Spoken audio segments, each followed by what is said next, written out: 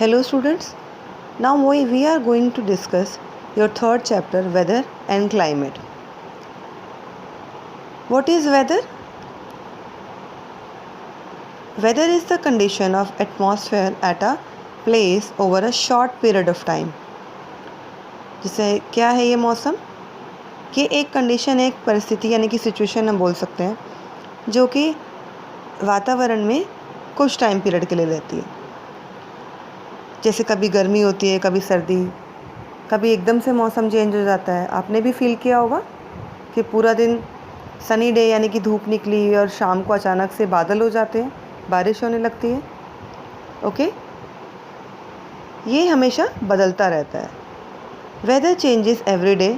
For example, a sunny day may become cloudy और a calm day may suddenly become windy. अचानक से हवाएं चलने लगे। We often experience different weather conditions in the morning and evening. Changes in weather conditions give rise to seasons. We enjoy three main seasons: summer, winter and monsoon. Mainly तीन seasons हम face करते हैं: गर्मियाँ, सर्दी और monsoon. Monsoon यानी कि जब बारिश आती है। ओके, आप ये हमने अभी लास्ट प्रीवियस चैप्टर में भी रीड किया, डिस्कस किया मैप के बारे में। तो आपको पता है कि हम different climate regions of the world जो है वो भी हम मैप पे शो कर सकते हैं डिफरेंट इंडेक्स में। जैसे yellow colour very hot and dry के लिए, pink colour cool and dry areas के लिए। Okay, so the average weather conditions that prevails over a long area for a long period is called climate. ये weather condition जब बहुत लंबे time के लिए बहुत लंबे एरिया में रह जाती है, बनी रहती है, तो उसको हम बोलते हैं क्लाइमेट। जैसे कि मीन्स जलवायु। अलग अलग रीजन्स की अलग अलग जलवायु होती है। राजस्थान में आपको पता है गर्मी बहुत होती है क्योंकि मरुस्थलीय एरिया है। ऐसे ही माउंटेन एरियाज़ में समर्स के टाइम पे भी कूल एटमॉस्फेयर बना रहता है कंपैरेटिवली प्लेन्स एरिया। ये एक रीज़न है कि वहाँ पे जो हिल स्टेशंस है, हिल एरियाज़ हैं, वहाँ पे लोग समर्स में घूमने जाते हैं। अब क्योंकि क्लाइमेट सभी रीजन्स के अलग अलग है तो वहाँ का ड्रेसअप भी लोगों का अलग होगा। Different regions of the world have different types of climates. We can see this on map also. Map पे भी हम स्टेट वाइज, अगर वर्ल्ड का मैप देखें तो हम कंट्री वाइज देख सकते हैं। और ये जो क्लाइमेट है ये अफेक्ट करता है the food and the clothing habits of the people. It also influences plant and animal life. जैसे जो मरुस्थल एरिया है वहाँ पे कैक्टस बहुत होता है जिसे पानी कम चाहिए, है ना. एंड प्लेन्स एरिया में, जिसे फूड बॉल ऑफ इंडिया भी बोलते हैं, मैक्सिमम क्रॉप्स होती हैं. Why does the climate vary from place to place? क्यों अलग है जलवायु एक जगह की दूसरी जगह से? बहुत सारे फैक्टर्स इसके डिटरमाइन करते हैं the climate of a place. और वो कौन कौन से हैं? Mainly 4 factors are here. Which one? Distance from the equator, height above the sea level, distance from the sea, direction on the winds, and the last one is humidity. Okay, ये 4 reasons हैं जो या जिनके कारण climates जो हैं वो vary करती हैं, change हैं एक जगह की दूसरी जगह से. Let us discuss one by one. Now the first is distance from the equator. यानी कि पहला फैक्टर जो क्लाइमेट को इफ़ेक्ट करता है यानी कि जलवायु प्रभावित होती है वो क्या है? भूमध्य रेखा से वहाँ की दूरी कितनी है. यानी कि वहाँ सूर्य की किरणें सीधी पड़ती हैं या तिरछी पड़ती हैं या बहुत कम पड़ती हैं. तो ये जो इसे क्या किया गया है, सन की जो मूवमेंट है उसको जोन्स में डिवाइड कर दिया है. 3 जोन्स में मेनली डिवाइड किया गया है: torrid zone, temperate zone and frigid zone. अब let us discuss one by one. First of all, torrid zone क्या है, कहाँ से कहाँ तक इसका एरिया है? The sun rays fall vertically over the equator throughout the year. पूरा साल यहाँ पे इक्वेटर पे जो सूर्य की किरणें वो सीधी पड़ती है। बच्चों, इक्वेटर के बारे में हमने चैप्टर 1 में भी रीड किया था जब हम ग्लोब रीड कर रहे थे, डिस्कस कर रहे थे। क्या है ये? एक इमेजिनरी लाइन है, काल्पनिक लाइन है। आप वर्ल्ड के मैप में भी इसको देख सकते हैं, जो क्या करता है, अर्थ को 2 इक्वल पार्ट्स में डिवाइड कर देता है, northern hemisphere and southern hemisphere. Okay, तो इक्वेटर से लेकर Tropic of Cancer and Tropic of Capricorn, यानी कि between Tropic of Cancer and Tropic of Capricorn का जो एरिया होगा उसको हम क्या बोलेंगे? टॉरिड जोन, यानी कि hot area. These zones have tropical climate, उष्णकटिबंधीय जलवायु होगी यहाँ की। India too has a tropical climate. अब क्योंकि यहाँ सूर्य की किरणें इक्वेटर पे तो सारा साल पड़ती हैं सीधी। ओके, तो ये जो इन 2 ट्रॉपिक्स के बीच का एरियाज़ है वहाँ पे सबसे ज़्यादा रोशनी, यानी कि सूर्य की सबसे ज़्यादा गर्मी होगी। दैट्स वाई यहाँ का जो वेदर होगी, क्लाइमेट होगी, वो उष्णकटिबंधीय होगी। इसका मतलब ये नहीं कि पूरे इंडिया में बहुत ज़्यादा गर्मी होगी या इसमें जो भी कंट्रीज़ आएंगी इसमें बहुत ज़्यादा गर्मी होगी, डिपेंड करता है लोकल फैक्टर्स पे भी। इसके बाद है जब हम इक्वेटर से लेकर पोल्स की साइड जाएंगे। हमने अभी नॉर्दर्न हेमिस्फेयर और सदर्न हेमिस्फेयर की बात की, तो नॉर्दर्न हेमिस्फेयर में क्या है? नॉर्थ पोल, और सदर्न में साउथ पोल। जब हम पोल्स की साइड जाते हैं तो टेम्परेचर डाउन होना शुरू हो जाता है, तापमान गिरना शुरू हो जाता है। In the polar region the sun rays fall in a slanting way. जो पोलर रीजन्स होते हैं वहाँ पे सूर्य की किरणें सीधी ना पड़ के स्लैंटिंग वे में होती है। पोलर रीजन्स तक पहुँचते पहुँचते बहुत कम हो जाती है। तो the area therefore these areas are very cold. अब कौन से एरियाज़ हैं? इन एरियाज़ को क्या बोलते हैं? The area between the Arctic circle and North Pole is called north frigid zone. Okay, and on another side the area between the Antarctic circle and the region between South Pole is called South Frigid Zone.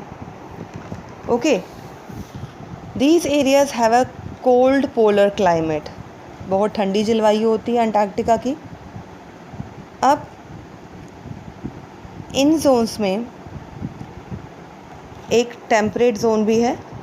The reason between torrid zone and the cold zones, ये जो हमने 2 frigid Jones पढ़े, इनके बीच का area, यहाँ पे climate क्या होगा? माइल्ड क्लाइमेट, यानी कि मॉडरेट क्लाइमेट होगा, ना सर्दी ज़्यादा ना गर्मी ज़्यादा, सुहावना मौसम होगा। तो इसे क्या बोलेंगे? Temperate zone. यानी कि यहाँ की क्लाइमेट क्या होगी? टेम्परेट क्लाइमेट होगी। ओके, अब countries which covers in these zones, first of all torrid zone, Indonesia, Malaysia, Thailand, Vietnam, Taiwan, Burma, Sri Lanka, India, Bangladesh, Ghana, Chile, Brazil, Argentina and Mexico. Countries covered in North Temperate Zone, Europe, Northern Asia, North and Central America. South Temperate Zone, Southern Australia, South America and South Africa. North Frigid Zone, Alaska, Sweden, Finland, Greenland and Northern Russia. Okay, so we can say that the climate of a place depends on its distance from the equator. किसी भी place की जो climate है वो depend करती है कि वो इक्वेटर से कितनी दूरी पे है। ओके, सो ये था फर्स्ट रीज़न कि कैसे क्लाइमेट इफ़ेक्ट होती है। Next one is height above the sea level, समुद्र सतह से उस प्लेस की ऊंचाई। Okay, the height of a place above the sea level is called altitude. ये जो हाइट है, ये जो ऊंचाई है समुद्र तल से, उसे हम क्या बोलते हैं? Altitude. The higher is a place above the sea level the cooler it is. जितना ऊंचा होगा समुद्र तल से जो जगह, वो उतनी ठंडी होगी।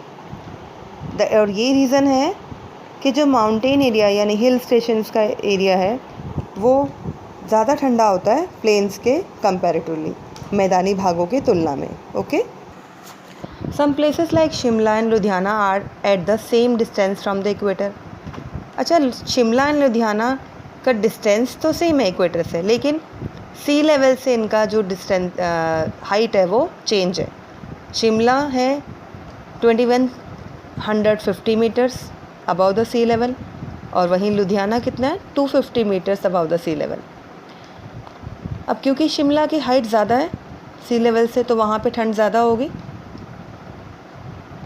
ओके, एंड लुधियाना की सी लेवल से हाइट कम है, तो वहाँ पे ठंड उतनी नहीं होगी। And this also explain why Ooty, Manali and Mussoorie experience a cool climate in even summer. गर्मियों में भी यहाँ पे क्यों ठंड बनी रहती है, क्यों ठंडा मौसम रहता है, ये इससे भी क्लियर हो जाता है। The next one is distance from the sea. अभी हमने पढ़ा height from the sea level, समुद्र तल से ऊंचाई। अब नेक्स्ट आ गया डिस्टेंस, यानी कि समुद्र से दूरी कितनी होगी। ये भी डिपेंड करता है वहाँ की क्लाइमेट पे। The places near the sea experience moderate climate. जो समुद्र के पास होंगे वहाँ का मॉडरेट यानी कि सुहावना मौसम होगा। For example Mumbai.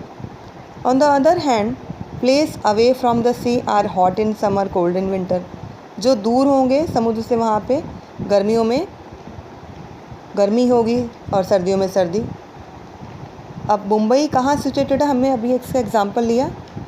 It is situated near the Arabian sea, तो that's why it has a moderate climate. अब दिल्ली जहाँ हम रहते हैं वो सी से यानी समुद्र से दूर है, तो इसीलिए यहाँ पे कैसी क्लाइमेट है, एक्सट्रीम टाइप ऑफ क्लाइमेट। बहुत ठंड पड़ती है सर्दियों में और बहुत गर्मी होती है गर्मियों में। ओके, अब do you know why do the places near the sea experience a moderate climate. जो समुद्र के पास है वहाँ पे इतना अच्छा क्लाइमेट या जलवायु ऐसी क्यों होती है, क्या रीज़न है? The reason that water heats up and cools down more slowly than land. जो समुद्र का पानी है वो लैंड के तुलना में कंपैरेटिवली धीरे ठंडा या गर्म होता है। In summer the sea breezes makes the place near the sea cool, and in winter the land breeze makes the place warm. Okay, so next one is direction of the winds, यानी कि हवा की दिशा। अब किसी place की जो climate है, जलवायु है, उसे उसकी विंड्स की डायरेक्शन भी इफ़ेक्ट करती है, उसका प्रभाव पड़ता है। यानी कि वहाँ की जलवायु गर्म होगी या ठंडी होगी, it's depend on it. If a wind blows from a hot region it makes the climate hot in surrounding. Similarly, if a wind blows from a cold region, it makes the climate cold. अगर वो गर्म क्षेत्रों से आएंगी तो वहाँ के जो आसपास का एरिया होगा वो वहाँ गर्मी हो जाएगी, और इसके अपोजिट अगर वो ठंडे क्षेत्रों से आएंगी तो वो ठंडी हो जाएगी। हम दिल्ली का एग्जांपल लेते हैं। If the hot winds and that blows from the Thar desert, Thar मरुस्थल से जो हवाएं आएंगी क्योंकि वहाँ का वेदर गर्म है। The climate of Delhi very hot during summer, तो जो समर्स में दिल्ली में बहुत गर्मी बढ़ जाती है। इसी तरह the cold winds that blows from Shimla, Shimla से जो हवाएं आएंगी वहाँ वो क्या बनाएंगी दिल्ली के वेदर को ठंडा, यानी कि वेरी कोल्ड इन विंटर। अब पूरे इंडिया में मानसून विंड्स कहाँ से आते हैं जिसके कारण बारिश होती है? The monsoon winds from the Arabian sea and the bay of Bengal, अरब सागर और बंगाल की खाड़ी से आती है, which brings rain all over the India. अब रेनी सीजन में जलवायु यानी कि क्लाइमेट कैसी हो जाती है? Hot and wet. The last is humidity. What is humidity? Humidity is the amount of water vapour in the air. क्या होता है ह्यूमिडिटी? वाटर वेपर यानी कि जलवाष्प की मात्रा हवा में। ह्यूमिडिटी मीन्स होता है नमी। It also affects the climate of a place, ये किसी भी जगह के क्लाइमेट यानी कि जलवायु को अफेक्ट करती है। और ये डिपेंड करता है उसके डिस्टेंस फ्रॉम द सी से. If a place is near to sea it would like to be more humid. That is why Chennai, Mumbai are more humid compare to Delhi. अब क्या है ये ह्यूमिडिटी, कैसे इफ़ेक्ट करता है इसके नियरेस्ट एरियाज़ को? ओके, लेट अस सी कि अगर कोई एरिया, कोई प्लेस समुद्र के पास होगा तो वहाँ पे ह्यूमिडिटी बहुत होगी, नमी बहुत होगी. इसलिए चेन्नई और मुंबई में ज़्यादा ह्यूमिडिटी है कंपेयर टू दिल्ली, क्योंकि ये दोनों ही नियरेस्ट है सी लेवल के. Hot and humid climate makes us sweat a lot. बहुत पसीना आता है अगर गर्म जलवायु हो या नमी बहुत ज़्यादा उस एरिया में. और ये कैसे होता है, ये ह्यूमिडिटी, या ये कैसे जलवाष्प, और या फिर ये कैसे वेदर चेंजेस होते हैं? The wind coming from the sea carries a lot of water vapour. जो हवाएं समुद्र से स्थल की ओर चलती हैं वो, उनमें क्या होता है, वाटर वेपर की अमाउंट बहुत ज़्यादा होती है, जलवाष्प बहुत ज़्यादा होता है. और जब ये हवाएं ठंडी हो जाती हैं, when the winds become cooler, किस में कन्वर्ट हो जाती है? It turns into clouds and the clouds fall on the grounds as rain. ये जलवाष्प बादलों का रूप ले लेते हैं और ये जब ये ठंडे हो जाते हैं उसके बाद ये बारिश होने लगती है इन्हीं कारणों से. That's why the coastal area, यानी कि जो तटीय क्षेत्र है वहाँ पे बहुत ज़्यादा बारिश होती है बाकी के comparatively. The rain cools the air. और जब अगर हम सभी जानते हैं, जब अगर बहुत ज़्यादा बारिश हो जाए तो वो इफ़ेक्ट करेगी क्लाइमेट को, यानी कि जलवायु का. Apart from these factors, mountain ranges and ocean currents also affect the climate of a place. Okay, the climate has direct influence on lifestyle of people, plants and animals of that place. Obviously, किसी भी जगह की जलवायु जो है वहाँ के लोगों, वहाँ के पौधों या एनिमल्स के लाइफस्टाइल पे, उनके जीवन शैली पे, रहन सहन पे बहुत ज़्यादा प्रभाव डालेगी. इसे समझने के लिए we will read one reason in each of the 4 heat zones of the earth. इनके बारे में हम कमिंग चैप्टर्स में पढ़ेंगे कौन कौन से रीजन्स हैं ये. The Democratic Republic of Congo, कैसी क्लाइमेट है वहाँ की, hot and wet climate. Saudi Arabia, hot and dry climate. Greenland, extreme cold climate. And the last one is the prairies in United States of America और USA, extreme type of climate.